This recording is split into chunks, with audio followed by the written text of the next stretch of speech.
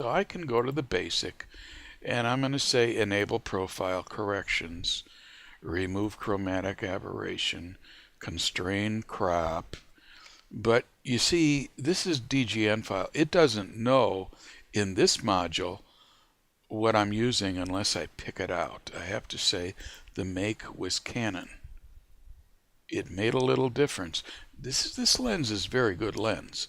So when you selected it, I selected it, didn't do much. See that? It didn't really do much. But I've always felt that it's a good thing to try to do that regardless.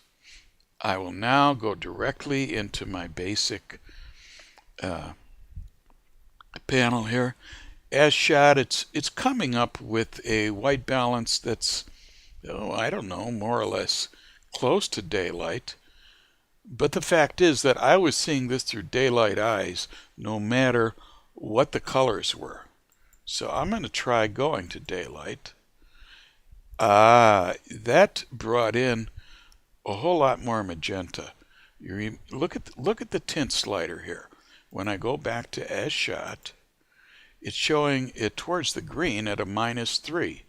When I go into daylight, it's showing the tint as a magenta +10. This is part of what makes this whole operation kind of work. I'm going to leave that white balance as it is now. But before we go anywhere, I want you to notice something. You'll notice that the rails and this seat, these rails, they are turning out to have just a little bit of blue in them, as is the bottom of the canoe here, as is the water here, and what's glowing, what we see is glowing, there's a spatial highlight there that's glowing. It's not starlight yet. And there's a highlight there. I, for some reason, was not able to get a star to pick up anything there, but that's all right. I don't want to overdo it with the stars. There's a warm glow here in the top. Okay, so before we go any further, I'm seeing some kind of, they're not dust spots, but they're twinkles in the water. So I'm going to open this up quite a bit, and I'm going to go to that very location and see if I can't spot those out with the spotting tool. I will choose it to heal, and I will choose smaller places to have it heal, and like that. I got rid of them. Okay, so we're going to close it, and that's how I handled that. Let's go back to normal magnification on this. All right, I am in the basic not basic module, the basic adjustments. We've already adjusted daylight.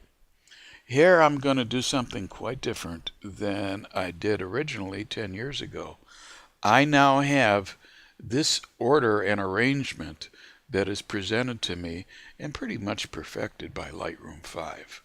I'm going to use a technique that I've sort of learned from Serge Ramelli, and it for me has really simplified setting the tonal range of the picture.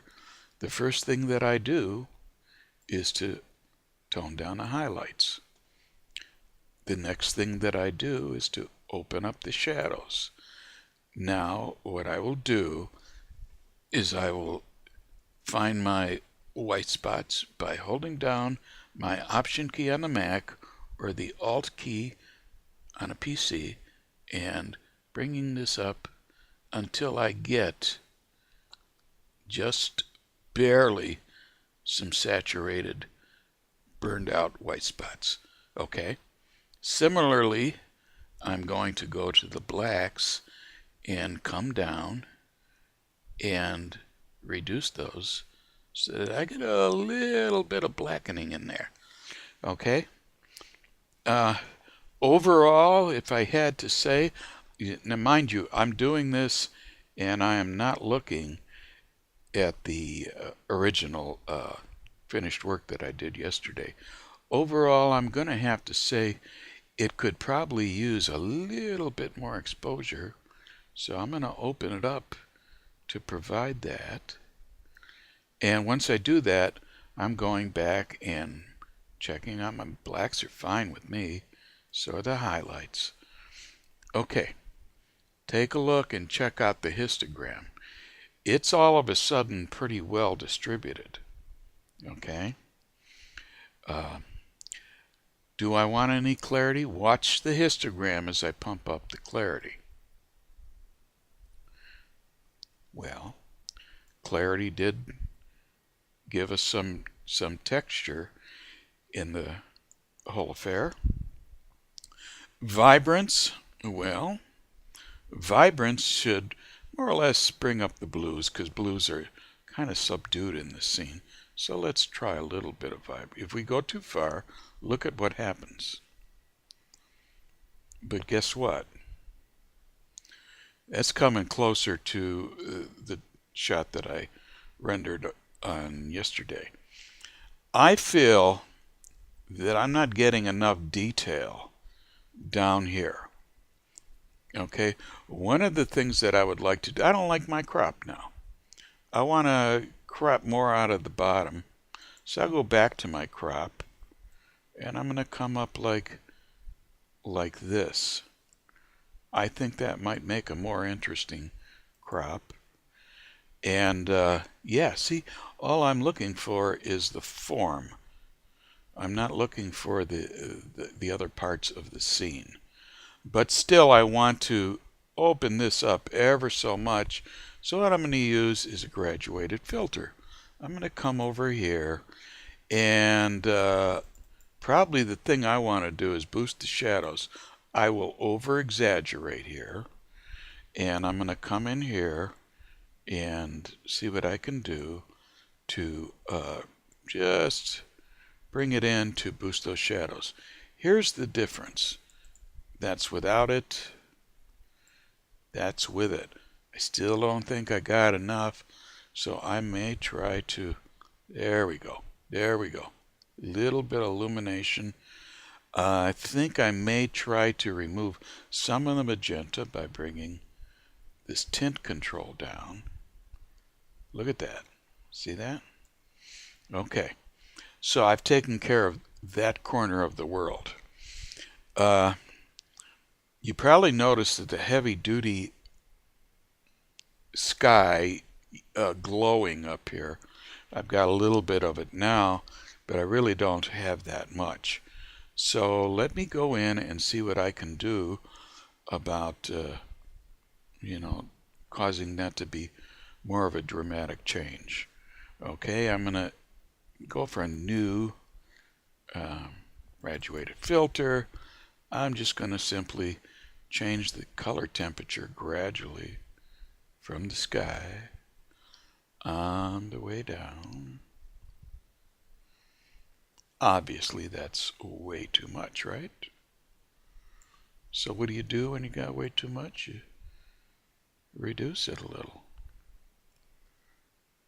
I'd also like to take out some of that magenta and leave it like that. I know I'm whispering into the mic, I shouldn't be. So now we have a sky that's quite frankly more like what I saw. Okay, I will now go and do some overall color adjustment, and where I do this is in the HSL adjustments. First of all, I guess I ought to settle these crossbars. They're starting to look purple to me. I need to get them back to looking blue. So I will take my adjustment tool, and while I'm on hue is the place to be.